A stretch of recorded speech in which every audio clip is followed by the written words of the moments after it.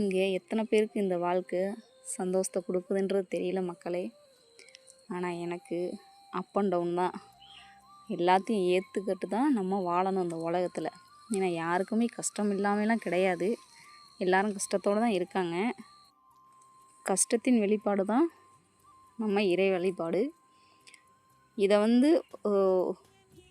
ஒரு மன திருப்திக்காக தான் இதை எல்லாரும் பொங்கல் வச்சு பொங்கி எந்த திசையில் பொங்கி வந்தால் நல்லது கெட்டது அப்படின்றது சொல்கிறாங்க. ஆனால் எனக்கு இன்றைக்கி எப்படி நடந்திருக்கு நீங்களே பாருங்களேன். ஒன் சைடாக தீ எரிச்சிட்டாங்க எங்கள் வீட்டில், ஒன் சைடாக கொதிச்சு தான் பொங்குச்சு. ஆனால் இது நல்லதா கெட்டதா எனக்கு தெரியாது.